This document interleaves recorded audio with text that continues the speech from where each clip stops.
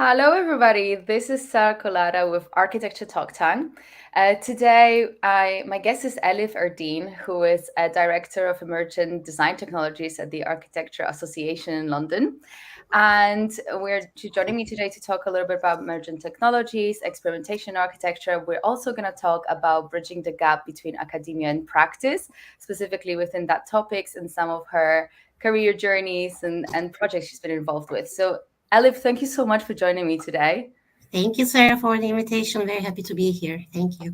It's tremendous. So maybe let's start with learning a little bit more about yourself. Tell me a little bit about your Sure. career, especially in architecture. Sure. I came to London around 20 years ago in 2004 to conduct my master's degree at the Architectural Association Design Research Lab program, master's program. And after that, for several years, I worked for Zaha Hadid Architects, mainly on competition projects. And during my time at Zaha Hadid, I basically came across Michael Weinstock and his seminal writings on emergence, complexity theory, learning from nature, biomimicry, so on and so forth. So that really gave me the kind of the idea to do a PhD. And so I went back to the AA back in 2010. And Michael was my supervisor. He's also the founding director of MTech. And during that time, while I was conducting my PhD, I started teaching at the A as well through the A Visiting School Network. So, for those of you who might not be aware, the Visiting School is a network of short courses, workshops around the world. And so I was leading the one in Istanbul, and I'm also leading another one in London that takes place during the summers. So that really gave me the feeling of teaching, and I started building on that. And after I completed my PhD, I started teaching in MTech. And for the past 3 years, I'm running the course. So that's a very kind of short summary of my journey so far. Thank you. Sorry for the dogs. I forgot to No problem. That's cool. close them out of my room. That's nice. Yeah, this sounds amazing. I mean, I studied in Central Somalia, so it's just down the street from Yeah. the AA, and I'm really familiar with the programs there and the culture. Yeah. And I love specifically what your department is doing because there's a lot of experimentation and sort of forward looking as well with the use of technologies. Yes. And indeed, we are being challenged from many angles right now with evolving Sure. technologies, from metaverse to AI Yeah. and many more things. Tell Yeah. me a little bit about how do you guys stay current in the same time also keeping the relevancy of the contextual approach of architecture, because as much as we want to jump on new technologies and understand Yeah. them, we also need to keep one foot in the Sure. realistic approach Yeah. to development of a concept within the design practice. Yeah. I mean, that's a really good question. This is something we constantly think about. First of all, obviously there are a lot of tools, technologies out there, but this is a master's program, so it's really not a series of, let's say, YouTube skill building videos or tutorials. I mean, it's not the same thing. What we aim to achieve in the program is using those tools and technologies for solving existing design problems in the world. And those are obviously, they range across scales, those problems, local materials, architecture, urbanism, ecology. So, we work across various scales to address existing issues in the world. Um, so I mean, for us, it's really the deployment of those tools in a meaningful way. And what I mean by meaningful way is that we need to come up with methodologies that can relate those different scales to each other in order to solve those issues, basically. So it's really about how we use the tools, how we approach the tools that I think we need to constantly think about, and how obviously, as you also said, how we incorporate upcoming technologies um, in a constructive way, I would say. How we can make the best of those upcoming technologies. Yeah, and I love that you said that there is always that purpose. And I remember specifically from the work of the department, there was a lot of saving the world type of projects where really we were looking at rising lane of water within, Exactly. the urban structure of cities. There are Yeah. positions on Yeah. waters, which is majority of the cities in the world, Exactly. and deforestation, and also Exactly. migration of birds and animals, and Yes. migration of people, a lot of Yes. these type of movements. And so indeed there is years of application of that technology that needs to be applied to really see whether this is just a Yeah. toy or is it really actually quantifiable enough to be Yeah. able to see that the numbers add up and it actually Yeah. aids our design process indeed. So Exactly. in that respect, it's really interesting to see right now the new emergent things that are coming, into, let's just say, the market altogether, right? With Yeah. AI Hmm. and also other tools. How do you adapt to it? Do you stay current by bringing that into your department today?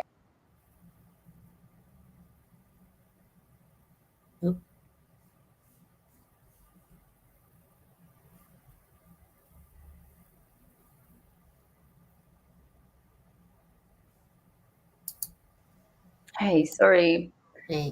the Yeah. that just lapsed, but Yeah. again, I'm really sorry for this. No Um, problem. No problem. Yeah. You were yes, asking how do we adapt to the kind of new. exactly. This is really interesting because how do you evaluate whether those technologies are actually useful to architects and to our projects, and then integrate them into our workload? I mean, I think they can be useful, but I guess we need to be critical about how they can be useful. I mean, for example, tools like Midjourney, Delhi, they're useful in generating sketches, and some offices already started adapting the use of these technologies for at least the ideation period. And I think it's very useful for that. Same goes with ChatGPT, for example. I mean, I think I mean, it obviously, as long as it's not hallucinating, it is very good at giving good, let's say, outlines, summaries, whatever you might ask for it to do. So I think there is a sensibility in using them, but obviously we also need to acknowledge that we're using them. I think that's quite important. So yeah, I mean, I'm not against any of these upcoming technologies because that's actually, you know, being against for the sake of being against a new technology reminds me of the times, back in the beginning of 2000s, people were against parametric architecture, the use of algorithmic tools, just for the sake of being against. So it really reminds me of that time period. I mean, we need to adapt to it. We need to find meaningful ways of using them, basically. Hmm. Yeah, that's right. And I remember also that there's definitely been a pushback, but now, with everything that's happening, even right now, actually, as we speak, there is shape to fabrication Yeah, happening. And, there's a lot of very interesting gatherings where, of course, the heads of technological departments of major architecture firms are there yeah, looking at the advancement of technology, networking, and this is something I think that is very relevant to our industry. And so therefore, even though it receives a pushback, today we see a lot of methods in which this actually aids our design, and same for the future and the technologies that are being discovered today. yeah. So let's talk a little bit about your recent project that you worked on, and how Mm, there is this gap between academia and practice, indeed, between ways in which we yeah, think about design and architecture, specifically within the academic setting, and then how is it being practiced yeah, in office setting.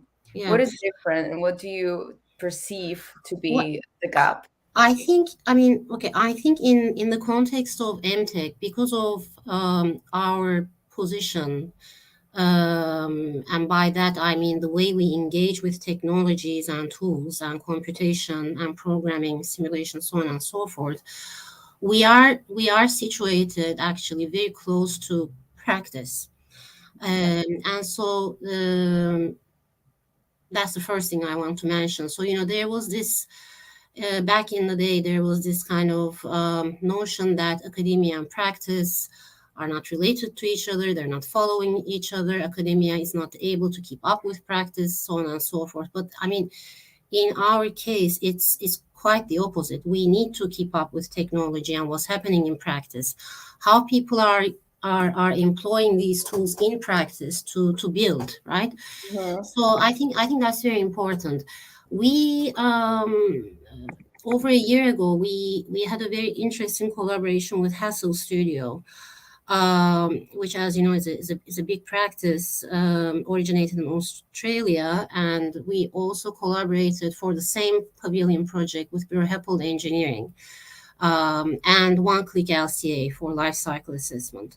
And basically, when Hassel approached us, they asked us if we could design a pavilion with recycled timber pellets, which is something that we hadn't done before. I mean, we have worked with timber for the past 2 decades, perhaps, but it was always new standard materials, right? It wasn't anything recycled. So obviously, that was an interesting challenge for us. But I mean, I must say, throughout the entire process, I mean, everyone learned from each other a lot, because it's a material that no one is really familiar with in that context, in the context of coming up with a load bearing structure. So both Bureau Engineering and Hassel Studio, we experimented a lot collaboratively, and of course with the students who were a big part of it. And so it was a very interesting learning curve for us, I would say. And I do think that obviously, we all these different parties, they complement each other in different ways. And I think what's also very interesting is that, in a way, computation becomes like the language that we share with each other, right? So I found that to be quite interesting too, in that regard. Mhm. This is really interesting for me also, because I think that from many perspectives it's a very beneficial collaboration, and actually to experiment this type of format by joining both practice, of architecture, engineering, and then students. Yeah. So what do you think was a direct benefit from working with the AA and students for example, Hassel Studio? Well, we spend time on experimentation. I think that's a good Right. benefit. We Because every year, basically in MTech, every year we have a dedicated time for constructing a working prototype. So we spend time on experimentation, and all of our experimentation processes really start with local material behavior, a lot of testing, and then translating that knowledge into the computational paradigm. So it's really the aspect of experimentation and research, I think, that we spend time on, and we really love doing, and we have a vast experience right now. That's right. Yeah. And I think that, I mean, it's quite clear that the new force of students coming into the market, especially when they come from such departments like yours, they are very ready to bring in the new advancement of technology into the office environment. And, Yeah. with the new updates of tools, and they know exactly how to implement Yes. it. They're actually tremendous at tech Yes. aspects. And I think that there's a lot to learn from the new workforce that is coming into the practice. However, what do you think is the ultimate goal of academia in respect of preparing students for practice? That's a very good question. I would say that, in terms of technology, being aware of the technology is very important in practice. But again, I will repeat this, being critical of it, being able to use it in a sensible way, not just for the sake of using it. Um, and I think being curious is important. I Mhm. think that's also a skill in a way that they gain. Being curious, researching, finding new ways of doing things, implementing things. It's really that culture of research and experimentation, I think I really want to emphasize again, that keeps expanding when they go into offices and practices as well, I think. Absolutely.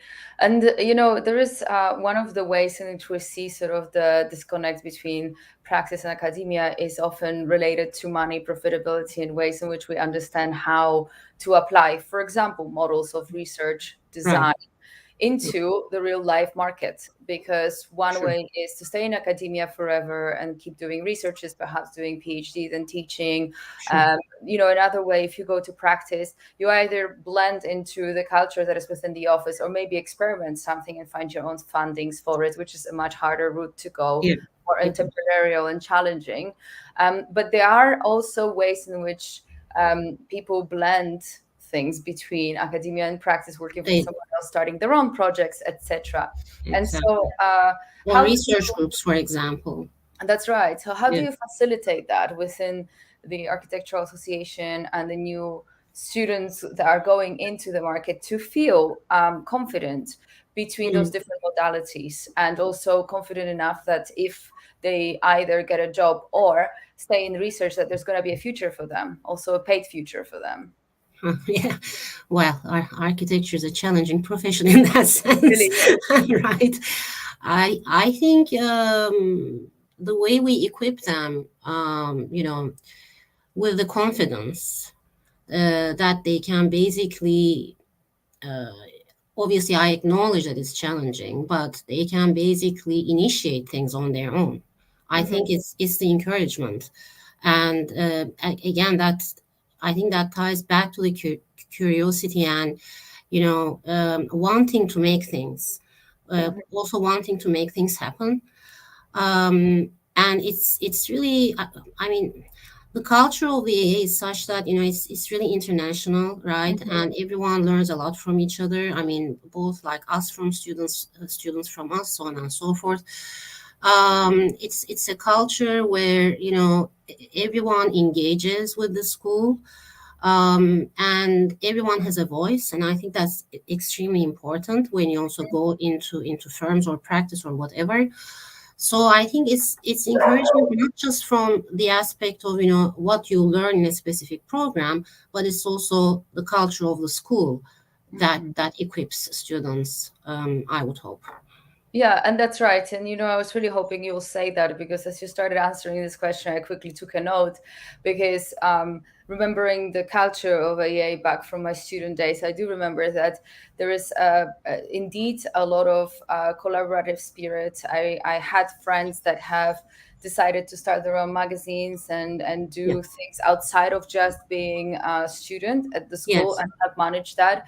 And there was a lot of enabling that happened, perhaps through that Yeah. nourishment of proximity. Therefore, a lot of alumni have Yes. achieved Yes. success in the industry, and it's easier to connect through this network of alumni. And Yeah. I think that altogether, that definitely boosts the confidence of students. Yeah. Definitely. And I'm sure that a lot of universities around the world, especially reputable schools, are counting on this type of personal self value. I would say that you can Yeah. take away from that degree, Definitely. because of the fact that you are nourished within this environment that Yeah. is that is very open, Yeah. and I also just yeah. I just want to add something. Actually, speaking of networking alumni, I mean, obviously, A has a very good network of alumni who are very supportive. I mean, in MTech, started last year, we started organizing this alumni networking events Mhm. where we also, our current students join as well. And so our students have the chance to meet with MTech alumni who are working in London right now, Mhm. and understand what they're doing, what they're up to, how have been their careers so far, what's the feedback. I think that was quite helpful, and so we decided to do a second one this year. I think we will keep doing that. Mhm. It's also nice to come together, after a Yeah, couple of years, like just to catch up and see where absolutely. everyone is. It's quite nice. Yeah. Yeah, I love this idea because I think we all need role models, and Zaha Hadid cannot be a role model for everyone. Yes. I mean, she can, but also times change, True. and Very there is true. a lot of other examples of successful Definitely. ways in which you can kind of implement Yeah. this skill sets that you get from this specific Definitely. moving forward. So this is really interesting. And I Um, think that in that respect, sorry to interrupt, like building a team is quite important, I believe, in sure. these new times. So working in a team, being able to communicate with the team, I think those are very important skills as well. Hmm. Because everyone has something else to add to the success. Yeah, that's right. Absolutely. So I wanted to ask you a little bit about summer schools. I actually happened to attend one in Hong Kong back in the Oh, day, really? which How was was it? Did you enjoy yeah, it? I loved it. It was actually kind of, I think it was also collaboration with your department because it was Tom Verbs and it was also Emergent Right. Technologies. We did a lot of Grasshopper. Yeah, Um, yeah. I loved it. I mean, it was completely like a few steps ahead from what I graduated and what I've learned at my degree. Mm, But I wanted to also advance within that technological element. And indeed, I remember even from the value put forward into this experimentation was always about like a purpose-driven approach to it design. was. There always had to be Yeah, something that that we were trying to solve as a problem that indeed is a world global problem of sure. urbanization. Sure. So I did really value that element Mhm. of it. Yeah, But you have been involved with quite a few summer schools. I know yeah, myself that it's a great experience. So tell me a little bit about yeah. that. I mean, we really enjoy them. Both. We as in both me and the teaching team and students, at least from the feedback we received for the past few years. They're kind of like short, intense courses, ranging from 2 weeks to 3 weeks. And as you also mentioned with Hong Kong, there's a specific goal for each workshop. And in my case, in our case, it's building a one-to-one scale large prototype through different means, through different materialities, different robotic fabrication techniques. We combine robots with other modes of making and fabrication as well. We work with a lot of different materials in the past, like foam board, concrete, sheet metals, timber, so on and so forth. So, in each workshop, we come up with a design goal. And obviously, we start working for that goal of the workshop. I mean, for the research several months before we start every time. We build the research agenda, then, our students join. We teach them the skills that are necessary for reaching that kind of set of goals, let's say. And at the end, all together, collectively, we produce something. Hmm. And I just want to also kind of emphasize it doesn't end there. We also really like to push publishing articles or conference papers, so on and so forth, so that the research gets, exposed to other people as well, so that we can share what we did. That's tremendous. And this is a very important element also to take into practice, I think, because it's extremely important to communicate Yeah, your expertise and your research as your contribution towards the industry, but also as sure. means to collaborate further with people within the Exactly. industry. If you don't communicate what you're working on, it's much harder to Yeah, establish partnerships and also potentially attract clients. true. But what is your understanding as to where this research should go actually and be published? Because of course, sometimes research doesn't leave academia, and even though True. it gets published as a PhD, it just lands on the library On the shelf. library, yeah. Yeah, So that's correct. Yeah. Yes, I mean, that's a very good point. I don't see really the harm in, let's say, some PhDs or some research projects staying on the bookshelf. I think that as long as you share it, someone else will pick it up eventually. Something else will come out of it. So, for example, most of the structures we build are experimental, right? So, they're not really, you don't really see those kinds of experimental structures out on the street in the industry yet. But I believe that, we're building up knowledge, and I'm quite hopeful that, as we build up the knowledge and the expertise, and through these collaborations, right, it will eventually lead to more widespread industrial applications. I mean, why wouldn't it? There's no reason why it wouldn't. So I'm hopeful. I think it just needs time. Mhm. Absolutely. It needs time, and I think that eventually some firms pick it up and they Yeah, do actually publicize it in the format of how they integrated that into yeah, their own structures. Because certainly one of the advantages, and we touched on it already within the academia, is that element of experimentation, actually having time to right. experiment, which Yes, is yes, a great exactly. benefit for practice. Yeah, yeah. Um, but Actually, I could give you an example. We built a structure several years back with thin zinc sheets. It was a combination of curved folding and single point incremental sheet forming with the robots. And we were collaborating with Bureau Happold for that project. So we built one iteration on the AS terrace, and then we built a permanent one for the offices of Bureau Happold. So it's been there for the past 4 years now. It's still standing. So that was kind of a more industrial, I would say, long term, let's say, application of an experimental structure. So I think these kinds of examples can proliferate eventually.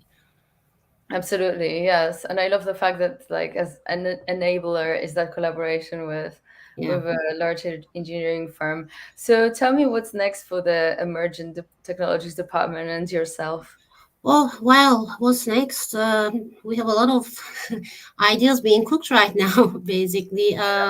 We have an upcoming collaboration, which we just kind of started again with an industry partner, which I hope to be able to share with everyone soon. So that's something we're working on. We're working on several papers again on our existing research. We're diving more deeper into machine learning and related technologies and how we can implement them in our research agendas, which I think is quite going to be quite exciting, hopefully, for the students as well. So yeah, it's always ongoing, basically. Always you have to stay up to date. So Mm-hmm. that's really exciting for me to, and that's really why I'm part of this, to That's be right. able to stay up to date. Yeah. I love this. So just before we wrap up, tell us a little bit about the department and specifically what Sure. attracts architects to do this Yeah. master's degree Yeah. and Yeah. what is the benefit that they get from completing it Mhm. as they move to practice. Yes, so our department is open to actually both architects and engineers. We have 2 degrees in MTech, Master of Science and Master of Architecture. So that also I think creates an interesting interdisciplinary environment, already in studio before you move on to practice. Um, we do most of our work in teams, so we kind of say it like this. It's kind of like a simulation of the office practice environment, because everywhere, as I said earlier, you have to work in teams, right? So it's a lot of teamwork, and I think that also makes it exciting for the students. What else? I think it's really being aware of the problems that architects are responsible in solving, to have more livable, more sustainable, more kind of up-to-date environments, really. So it's being aware of those topics of interest. Yeah, I think it's I mean, as I said earlier, it's the overall curiosity for research, for conducting research and applying it in practice, because the research topics that we deal with are applicable in practice, Mm-hmm. and I want to emphasize that. Yeah. Mm-hmm. I love that. And do you see a lot of alumni that start their own practices continuing with this spirit of doing research as part of their? Yes, we have alumni who have started their practices We have alumni who are part of computational research groups, either in London or around the world. We have people who then went on to conduct PhDs and postdocs, and went further in academia. So it's really a mixture, basically, of paths you can take. Um, and of course, I guess it's also about being in London. There are a lot of opportunities, like just because of Absolutely. the place itself. So yeah, I guess, and there are a lot of, as you know, a lot of entrepreneurial, let's say, startups. There's a lot of encouragement for startups as well. So I think being part of that environment also helps. Mhm. Yeah, I love that you said that there's this encouragement. I think that we need more of that altogether in the industry. And definitely, I hope that from the tech side of the definitely. industry, it's a little bit more adaptable and easier for Yeah. people. But yes, I think that generally we have a big struggle with people being encouraged to step into entrepreneurialism, because it does feel like academia oftentimes tells you have to go to practice and get experience before Yeah. you're good enough to start your business. But looking back at it Yes, true. also, as much as there's definitely some validity in it, I also think on the other hand that people waste a lot of time in Mm. working for someone else, whilst in the same time they could Build their figure own. out. It's never easy. Even if you start True. late, you True. still have to do the basics of True. starting a business. So it's one No, or I, another, I agree. really, in some I way. completely agree. I mean, of course, you learn a lot in practice, in an existing Absolutely. practice, and then which you can apply to your practice later Hmm. on. But yes, I mean, there are different ways. Yeah. That's right. Elif, thank you so much for joining me Thank today. you so much, Sarah. It It was was a really pleasure. nice. I really enjoyed it. Thank you. Me too. Thank you so much. All Have a right. good evening You today. too. You too. Have a good day. See you. Thank you. Bye. Bye bye.